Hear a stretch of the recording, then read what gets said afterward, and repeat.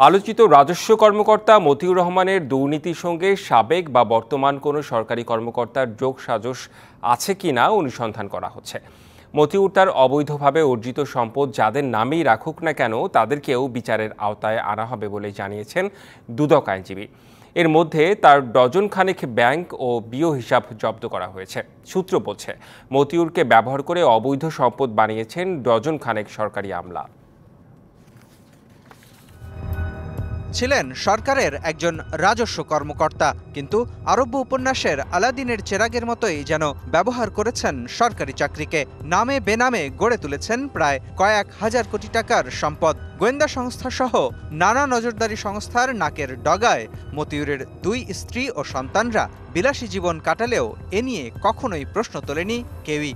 যে প্রতিষ্ঠানে ছিল সেই প্রতিষ্ঠানে যথেষ্টভাবে নজরদারি বা তাদেরকে মনিটর করা হয় না, আর হলেও যে তারা নিজেরা এটা ব্যাপারে রিপোর্ট করে না, এটা সবচেয়ে বড় দুঃখজনক। সরকারে যে নজরদারি সংস্থা আছে, আইন প্রয়োগকারী সংস্থা, তারা কি জানছে না? নিশ্চয়ই তারা কেন রিপোর্ট করে না?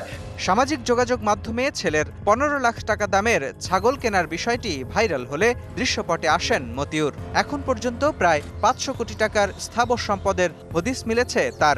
ঢাকা, গাজীপুর, সাভার, নরসিংদী ও বরিশাল সহ দেশের বিভিন্ন জায়গায় খোঁজ মিলেছে বাড়ি, জমি, ফ্ল্যাট ও প্লটের।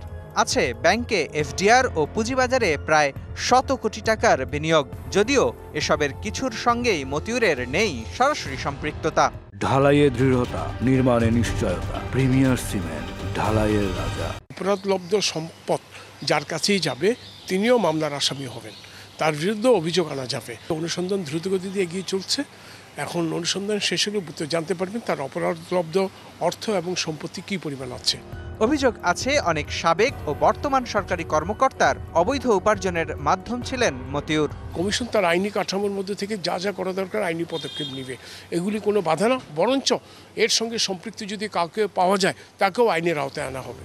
বিশ্লেষকরা বলছেন, কেবল মতিউরকে জবাবদিহির আওতায় আনলেই পরিস্থিতি বদলাবে না।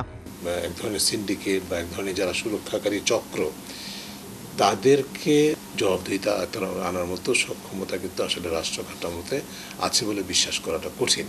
কারণ হচ্ছে যে ক্ষমতার যে ভিত্তি এখন ব্যুরোক্রেসি, সেটা আছে আইন প্রয়োগ, সেটা আছে বিজনেস, তারাই কিন্তু এই দুর্নীতির সহায়ক এবং দুর্নীতিকে এক ধরনের স্বাভাবিকতায় রূপান্তর করেছে।